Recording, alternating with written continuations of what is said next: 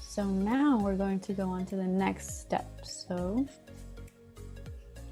now it's time to test your hypothesis with an experiment. In experiments, you change one variable to see what happens with another variable. For example, you might make a model to find out how the type of soil affects the shape of a dinosaur's footprint. What would happen if you changed both of the type of soil and the size of the dinosaur? Experiments must be able to be repeated too. This allows scientists to evaluate and compare each other's work. They can check their own work too, so a good experiment must change only one variable at a time and be able to be repeated. Okay, so I don't think this is a very great example, but I'm going to give you a different example to see if it helps you understand a little bit better, okay? Okay. So if I'm trying to grow a plant, say I'm trying to grow a flower, okay? Mm-hmm. And I have 5 different kinds of soil, okay? So one soil, just imagine I went to different gardens and I got a little, bucket of soil in each garden. So my experiment is that I am going to plant the flower with one of those soils. So just pretend that each bucket, I put in one bucket A, another bucket B, another bucket C, D, so on. So I can give a name to each kind of soil. So pretend I'm going to plant this flower with the soil from bucket A. And then I just wait a few weeks and see how this plant grows or this flower grows. And then I'm going to take another seeds, put it in there, and now I'm going to use the soil from bucket B. Okay, and see how that grows. And so I'm going to be able to compare, bucket A, the flower didn't grow very pretty, didn't grow very big. So maybe the soil isn't very good. But the plant from bucket B, the flower is huge and it's very pretty.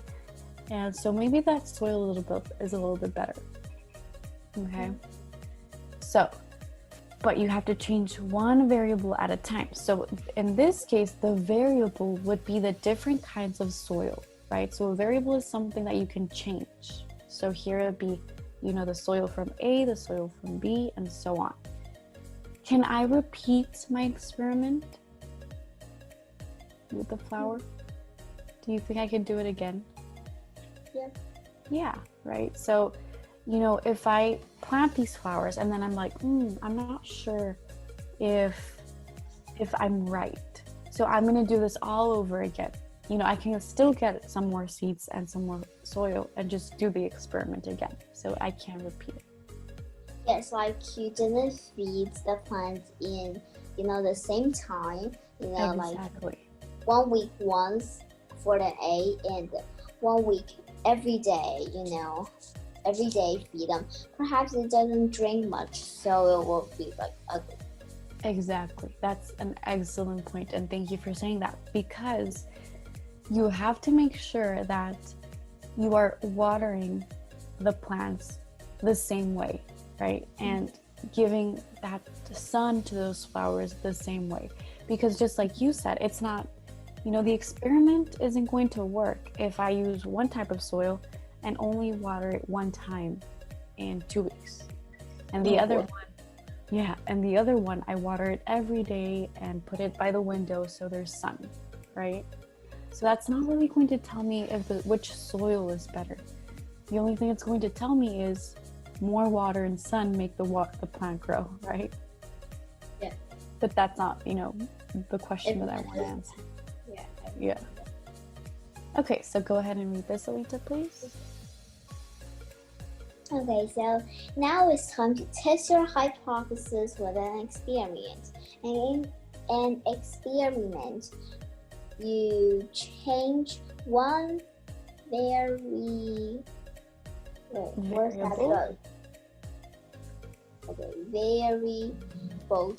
about able to see what happens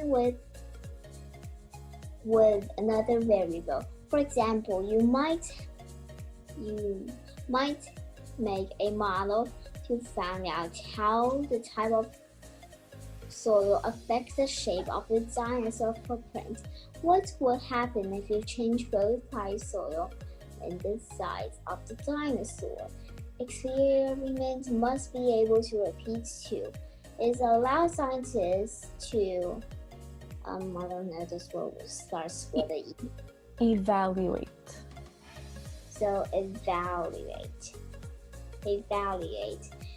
and compare each other work. They can check their own work too. So a good experiment must change only one variable at a time. Be able to repeat. Okay. So when you evaluate, you kind of test something out. Okay.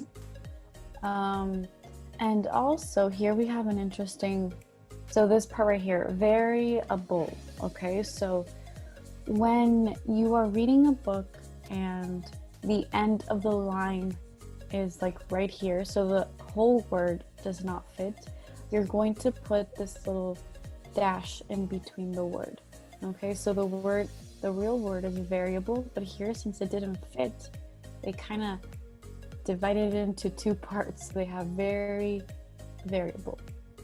Yeah, I thought that, there is a word like variable to see what happened when another.